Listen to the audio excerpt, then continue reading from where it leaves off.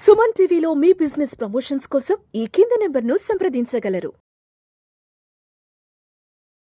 నమస్తే, welcome to Suman TV. నేను విష్ణు. ప్రస్తుతంతో పాటు సీనియర్ ఫైనాన్స్ ప్రొఫెషనల్ గిరిబాబు గారు ఉన్నారు. వారితో మాట్లాడదాం. సార్ నమస్తే. సార్ గిరిబాబు గారు నమస్తే అండి. సార్ గిరిబాబు గారు, ఇప్పుడు మ్యూచువల్ ఫండ్స్లో ఎస్ఐపి అనేది అందరికీ తెలిసిందే. ఎస్ఐపి అంటే ఒక సిస్టమేటిక్గా ఒక పద్ధతి ప్రకారం నెలకు ఎంతో కొంత ఇన్వెస్ట్ చేసుకుంటూ పోవడం. ఇది అందరూ మాట్లాడుకునేదే, అందరికీ తెలిసిందే. బట్ ఎందుకో ఈ మధ్య చాలామంది చెప్తున్నారు, అదేంటో విష్ణు గారు, ఎస్డబ్ల్యూపిని దాన్ని ఒక ప్రోడక్ట్గా మార్చేసేసారు. మాకు ఎస్ఐపి కాదు ఎస్డబ్ల్యూపి కావాలంటున్నారు అన్నారు. ఏంటి అసలు ఎస్డబ్ల్యూపి గోలా?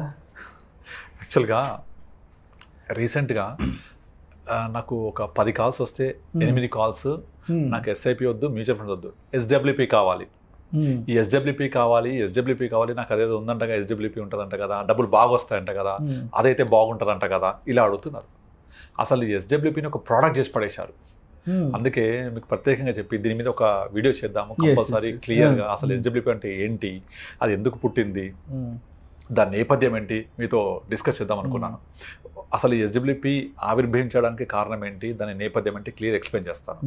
యాక్చువల్గా మనం కనుక ఒక 20-30 సంవత్సరాల వెనకకి వెళ్ళి ఒక 15 సంవత్సరాల నుంచి మనం మామూలుగా చూస్తూ ఉంటే, ఎప్పుడైతే ఈ ప్రైవేట్ కంపెనీస్ బాగా గ్రో అవ్వడం, గవర్నమెంట్ జాబ్స్ తగ్గడము మనం చూస్తున్నాం కదా. సో ఎప్పుడైతే ఏదైనా ఒక వ్యక్తి ఉద్యోగంలో చేరగానే, అరే నువ్వు ఇన్వెస్ట్మెంట్ చేసావా అని అడిగితే కూడా ప్రతి ఒక్కళ్ళు ఏం చెప్తారు, ఫస్ట్ మన చిల్డ్రన్ కోసం ఒక చిల్డ్రన్ పాలసీ అనో, లేకపోతే ఇల్లు కొనుక్కోవాలి, ఇల్లు కట్టుకోవాలి, లేకపోతే పిల్లల మ్యారేజ్ కోసం అనేది ఒక పాలసీలు ఉంటాయి. వాటితో పాటుగా నెక్స్ట్ చెప్పేది ఏంటంటే, గుర్తొచ్చేది ఏంటంటే పెన్షన్ పాలసీ. పెన్షన్ కావాలి, పెన్షన్ ఉంటే టెన్షన్ ఉండదు. ఓకే, సో నాకు ఆ పెన్షన్ పాలసీ కావాలని చెప్పేసి పెన్షన్ కావాలని చాలామంది ప్లాన్ చేస్తూ ఉంటారు. పెన్షన్ అనగానే ఫస్ట్ గుర్తొచ్చేది ఏంటంటే LIC pension policy, SBI life pension policy, లేదా హెచ్డిఎఫ్సి పెన్షన్ పాలసీ. ఇలా పెన్షన్ పాలసీలు గుర్తు చేస్తూ ఉంటారు, పెన్షన్ పాలసీ చెప్తూ ఉంటారు. అయితే మనం ఇంకొంచెం వెనక్కి వెళ్తే మనకు ఇమ్మీడియట్ యాన్యుటీ ప్లాన్స్ కూడా ఉంటాయి.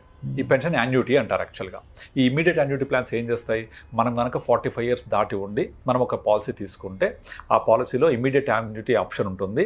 అంటే మనం కనుక ₹1,00,000 పే చేస్తే మనకు annuity immediately monthly or quarterly or half yearly or yearly start అయిపోద్ది.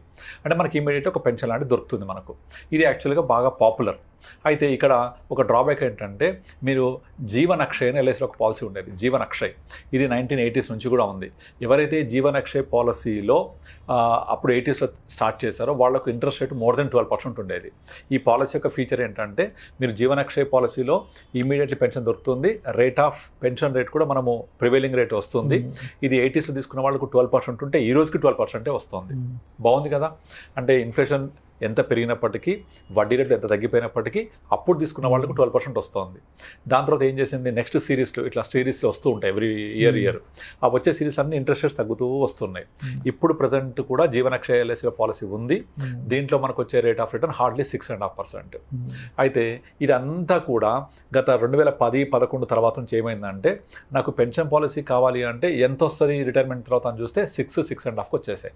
మరి సరిపోద్దా 6.5% అంటే, నేను ఒక ₹1,00,00,000 ఇన్వెస్ట్ చేస్తే నాకు 6.5 లక్షలు 6.5% అంటే సంవత్సరానికి నెలకి ఎంత అవుతుంది, హార్డ్లీ 50,000. సరిపోద్దా 50,000? ఇవాళ సరిపోవచ్చు, రేపటి పరిస్థితి ఏంటి 17,000, ఎందుకంటే మారదు కదా యాన్యుటీ రేటు, అంతే ఉంటుంది, సరిపోదు. కనుక నాకు ఈ పెన్షన్ పాలసీ ఇవాళ 6.5% ఓకే అయినప్పటికీ ఓ 10,000 నాకు సరిపోదు. కనుక వచ్చే రిటర్న్ ఫిక్స్ ఉండడం వల్ల నాకు ఇది సరిపోకపోవచ్చు. సెకండ్ డ్రాబ్యాక్ ఏంటి ఇందులో, సెకండ్ డ్రాబ్యాక్ ఏంటంటే, దీంట్లో యాన్యుటీస్ ట్యాక్సబుల్ ఆల్వేస్. ఫస్ట్ థింగ్ ఏంటి, నాకు అమౌంట్ సరిపోదు, రేపు పొద్దున ఎక్కువ కావాలి అంటే పాసిబుల్ అవ్వదు, because pension rate is fixed. రెండో డ్రాబ్యాక్ ట్యాక్సబుల్ ఉండేది. అయితే ఓకే, పెన్షన్ పాలసీస్ ఉన్నాయి కాబట్టి నాకు ఈ పెన్షన్ పాలసీ వద్దు, నేను వేరే దగ్గరికి ఇన్వెస్ట్ చేస్తా అని ప్లాన్ చేసేవాళ్ళు. అట్లా చూస్తే ఎండోమెంట్ పాలసీస్ ఉంటాయి, అక్కడ కూడా రేట్ ఆఫ్ ఇంట్రెస్ట్ ఫిక్స్డ్. ఇవన్నీ అయిపోయాయి. తర్వాత ఏమైపోయినాయి, 2015-16 తర్వాత డిమానిటైజేషన్ అయిపోయిన తర్వాత చాలా మ్యూచువల్ ఫండ్స్ ఏం చేశాయంటే డివిడెంట్ ఆప్షన్ స్టార్ట్ చేశాయి. యాక్చువల్ చెప్పాలంటే అది కొత్తదేం కాదు, మ్యూచువల్ ఫండ్ పుట్టినప్పటి నుంచి డివిడెంట్ ఆప్షన్స్ ఉన్నాయి. కానీ ఇయర్లీ డివిడెండ్ ఆప్షన్ ఉండేవి అందులో. ఇయర్లీ ఎంత ఇచ్చేవాళ్ళు? 9-10% ఇచ్చేవాళ్ళు. ఈ ఎప్పుడైతే 2016 డిమానిటైజేషన్ అయిందో దాని తర్వాత అందరూ కూడా ఫిక్స్డ్ డిపాజిట్లు మానేసి తక్కువ రేట్ ఆఫ్ ఇంట్రెస్ట్ అయిందని మెల్లమెల్లగా ఫైనాన్షియల్ ఇన్స్టిట్యూషన్స్కి రావడం, వచ్చి నాకు మంత్లీ ఇన్కమ్ ఉంటే బాగుంటుందని ప్లాన్ చేసినప్పుడు మ్యూచువల్ ఫండ్ హౌసెస్ ఏం చేశాయి, అదేదో సంవత్సరానికి 10% ఇచ్చే బదులు మేము దాన్ని మంత్లీకి కన్వర్ట్ చేస్తామని 10ని 12 చేసి డివైడ్ బై 12 months మంత్కి 1% ఇవ్వడం స్టార్ట్ చేశారు. ఇది ఫస్ట్ స్టార్ట్ చేసింది హెచ్డిఎఫ్సి బ్యాలెన్స్ అడ్వాంటేజ్ ఫండ్. ఇది ఎంతలా పాపులర్ అయిపోయిందంటే మీకు అప్ కంట్రీలో అంటే ఊర్లలో టౌన్స్లలో అప్ కంట్రీలో తర్వాత పెరిఫరల్స్లో ఒక బ్యాంక్లో కనుక డబ్బులు ఉన్నాయంటే సార్ మా దగ్గర ఎఫ్డీ అయితే 6 ఉంటుంది, ఇందులో పెట్టండి, ఇది ఎఫ్డీతో సమానం, మీకు 12 వస్తుంది పర్ మంత్ 1%, యాన్యువల్ 12% చెప్పేవాళ్ళు. దాంతో నాకు చెప్తుండేవాళ్ళు ఒక్కొక్క బ్రాంచ్ వారానికి కొన్ని కోట్ల రూపాయల బిజినెస్ చేసేవాళ్ళు. ఇండియా మొత్తం వారానికి ఆల్మోస్ట్ ఒక more than 100 crores బిజినెస్ చేసేది. అలా విపరీతంగా ఇన్ఫో రావడం స్టార్ట్ అయినాయి ఆ ఫండ్స్లోకి. వాళ్ళని చూసి మిగతా ఫండ్స్ అందరూ కూడా మంత్లీ డివిడెండ్ పేఅవుట్ మంత్లీ అంటే 1% 0.9 0.85 అట్లా పెట్టేవాళ్ళు. ఇదంతా 2016, 17, 18 చాలా పాపులర్ అయింది. 18లో ఒక బడ్జెట్లో ఒక రూల్ తీసుకొచ్చింది గవర్నమెంట్. ఏం చేసింది, 2018 బడ్జెట్లో డివిడెండ్ డిస్ట్రిబ్యూషన్ ట్యాక్స్ ఇంపోజ్ చేశారు. ఈ డివిడెండ్ డిస్ట్రిబ్యూషన్ ట్యాక్స్ అనేది it's a taxable in your hand.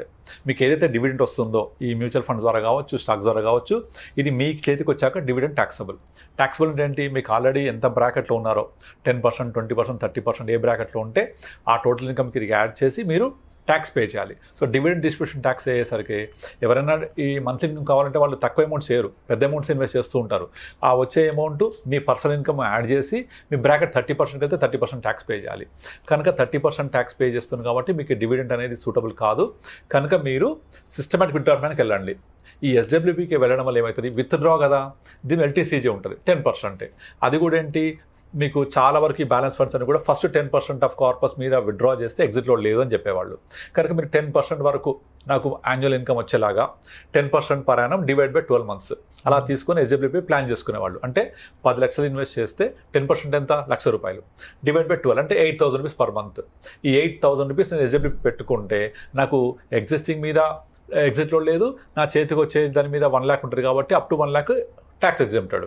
అలా ట్యాక్సేషన్ని దృష్టిలో పెట్టుకొని ఎస్డబ్ల్యూపీని కొంచెం బెటర్ వైజ్ చేసి ఇంట్రొడ్యూస్ చేసింది అన్ని ఫండ్ హౌసెస్ కూడా. ఇక డివిడెండ్ ఆప్షన్ చాలా డిస్కరేజ్ చేస్తూ వస్తున్నాయి. ఎందుకంటే డివిడెండ్ తీసుకుంటే మీకు ట్యాక్సబుల్ కాబట్టి. సో ఇక్కడ ఇంకొక అడ్వాంటేజ్ ఏంటి, ఫస్ట్ ట్యాక్సేషన్ని అడ్రస్ చేసాం. అంటే మన పాత పాలసీలో ఉండే 2 ప్రాబ్లమ్స్, ఒకటి రేట్ ఆఫ్ యాన్యుటీస్ ఫిక్స్డ్, మీకు ఎక్కువ కావాలంటే రాదు. రెండోది వచ్చేసి ట్యాక్సేషన్. ఇక్కడ ఏంటి, ఇది మీరు 1 lakh తీసుకుంటారా, 1.5 lakh తీసుకుంటారా, 75 తీసుకుంటారా, మీ ఇష్టం. ఓకే, దీనివల్ల అమౌంట్ పెంచుకోవచ్చు. రెండోది మీకు దీని మీద long term capital gain tax 10%, అది కూడా ఫస్ట్ 1 lakh తర్వాత. ఇప్పుడు మారింది 12.5%, ఇప్పుడు ఫస్ట్ 1.25 lakh తర్వాత. అప్పుడు 10% ఫస్ట్ 1 lakh తర్వాత ఉండేది. కనుక మీకు ట్యాక్స్ పరంగా కూడా చాలా సులువుగా ఉంటే తక్కువ ట్యాక్స్ ఉంటుంది. సో ట్యాక్సేషన్ అడ్రస్ అయిపోయింది. తర్వాత రెండోది వచ్చేసి మీకు ఎంతైతే మార్చుకోవచ్చు, ఇది ఇంట్రొడ్యూస్ చేశారు ఎప్పుడు 18 తర్వాత. ఇక దాని తర్వాత ప్రతి ఒక్క ఫండ్ హౌస్, ఎస్బీఐ, ఏఎంసీ అయితే కంప్లీట్ డివిడెండ్సే ఆపేసింది. వాళ్ళ ఫండ్లో ఏ ఒక్క ఫండ్ కూడా డివిడెండ్ అనౌన్స్ చేయదు. అంటే మంత్లీ కాదు చెప్పేది, యాన్యువల్ కాదు నేను చెప్పేది. అంటే యాన్యువల్ డివిడెండ్స్ అనేవి ఇప్పుడు ఉన్నాయి కానీ మంత్లీ డివిడెండ్ ఆప్షన్ ఆపేశారన్నమాట వాళ్ళు. ఈవెన్ వాళ్ళ బ్యాలెన్స్ అడ్వాంటేజ్ ఫండ్లో కూడా మంత్లీ డివిడెంట్ ఉండదు. కంప్లీట్గా డివిడెంట్ అనే ఆప్షన్ని కంప్లీట్గా ఆపేసిన ఫస్ట్ ఫండ్ హౌస్ ఎస్బీఐ.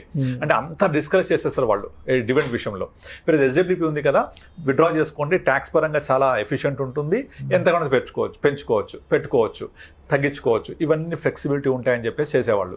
ఇప్పుడు ఏమైపోయింది, ఇక అందరికీ కూడా ఓకే ఎస్డబ్ల్యూపీ పెడితే నాకు ఇంత డబ్బులు వస్తాయి, ఎస్డబ్ల్యూపీ పెడితే ఇంత నేను చేసుకోవచ్చు అనేది తీసుకోవడమే మాట్లాడుతున్నారు తప్ప అందరూ ఫస్ట్ ఇన్వెస్ట్ చేయాలి, దాన్ని పెంచుకోవాలి, కార్పస్ పెరుగుతుంది, నేను ఎప్పుడైతే అవసరమైందో అప్పుడు తీసుకోవాలి, నా గోల్ కోసం ప్లాన్ చేసుకోవాలి, రిటైర్మెంట్ కార్పస్ లాగా చేసుకోవాలి, నాకు ఎవ్రీ మంత్లీ కావాలంటే చేసుకోవాలి అని చెప్పేసి ఇలాంటి థాట్ ప్రాసెసే మర్చిపోయారు. కేవలం ఎస్డబ్ల్యూపీ తీసుకుంటే డబ్బులు వస్తాయి దాన్ని హైలైట్ చేస్తూ యూట్యూబ్లలో అక్కడిక్కడ చేయడం వల్ల చాలామంది దీని సెకండ్ పోర్షన్ చూస్తున్నారు. నాకు డబ్బులు వస్తాయి, ఇంత మనీ వస్తుంది తప్ప ఏం చేయాలి, దీని ప్రాసెస్ ఏంటి, దీని యొక్క బ్యాక్గ్రౌండ్ ఏంటి, ఎందుకు ఇది ఉద్భవించింది, దీని యొక్క నేపథ్యం ఏంటి, ఎవరికి అవగాహన లేదు.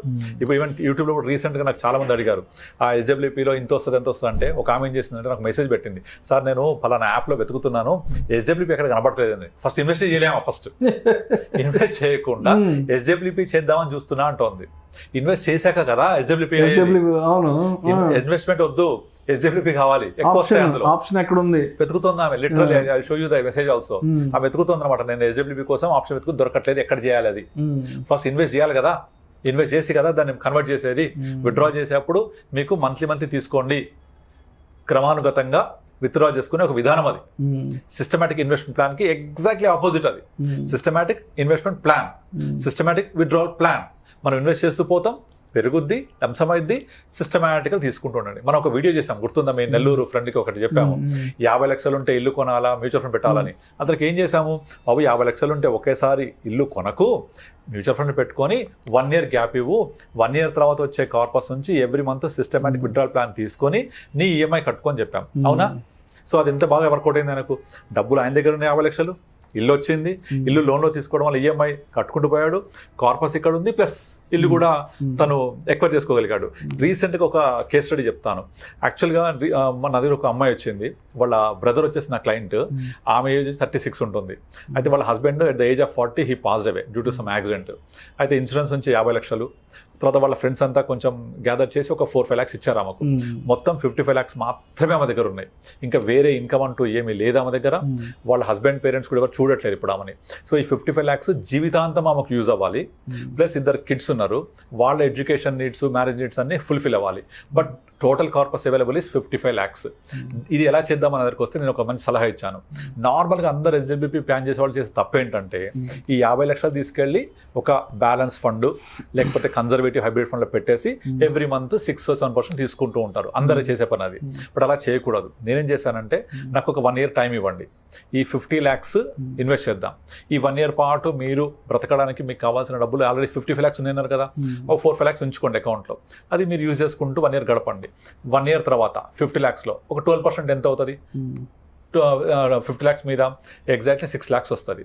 ఆ 6 lakhs నేను ఏం చేశానంటే 1 year తర్వాత ఎగ్జాక్ట్లీ కావాల్సిన 6 lakhsని వేరే ఫండ్స్ మూవ్ చేసాం. అంటే ఏంటవి, మన equity savings fund, conservative hybrid funds, balance advantage funds అని ఉంటాయి. Balance advantage fund BAF, conservative hybrid funds, equity savings. ఇందులో ఏంటంటే ఈక్విటీ పర్సెంట్ చాలా తక్కువ ఉంటుంది, like 10-20%, very very low fluctuation and regular మనకి ఇన్కమ్ ఇస్తాయి ఇవి.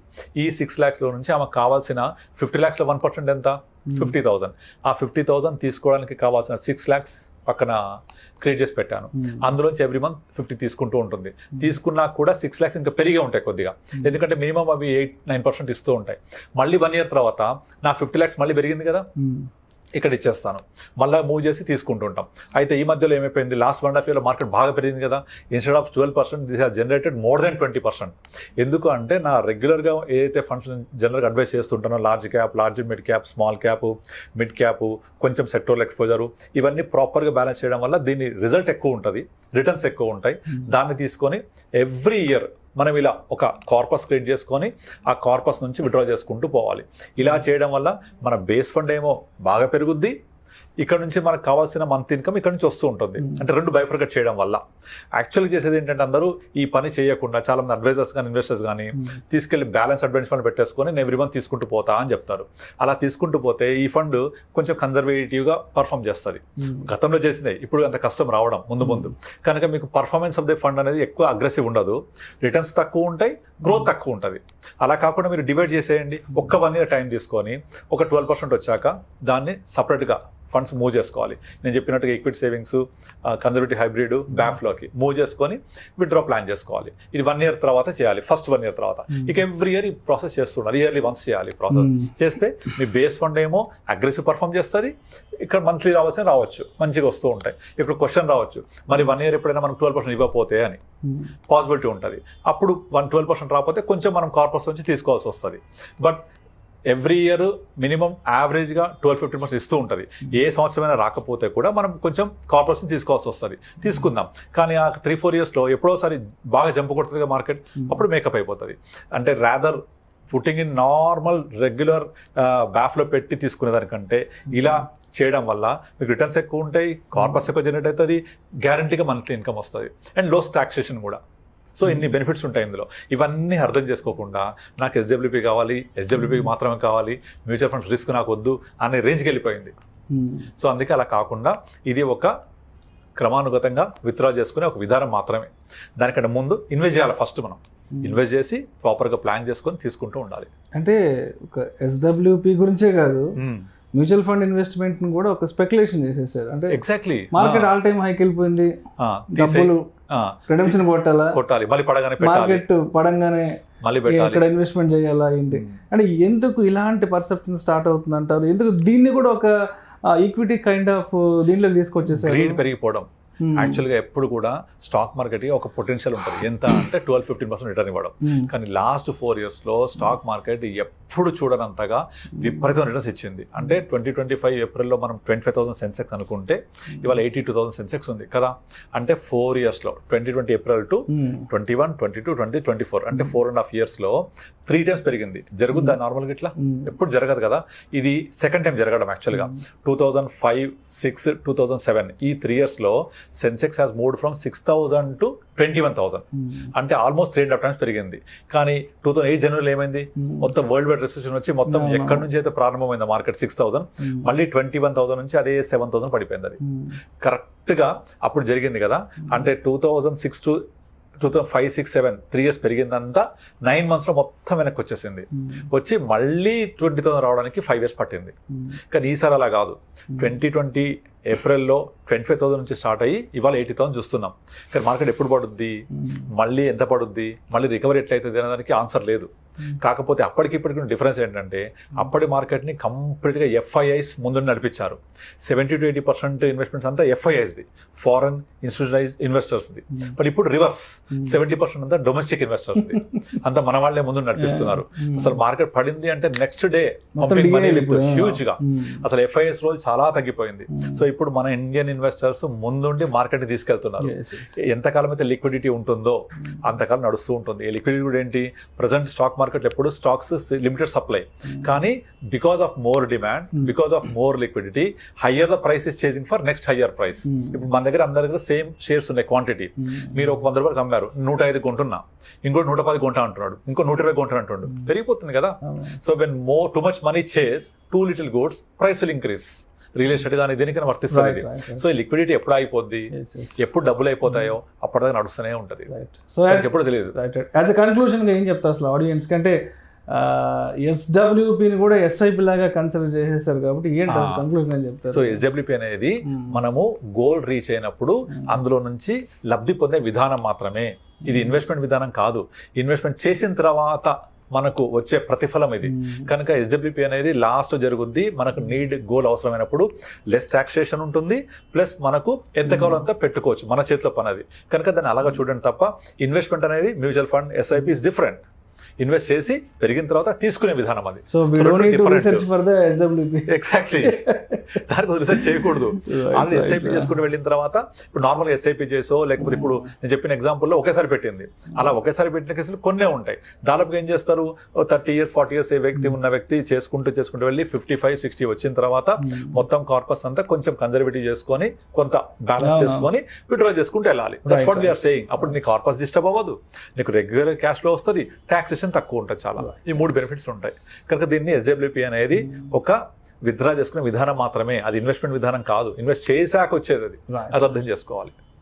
Thank you sir, thank you so much. Thank you అండి.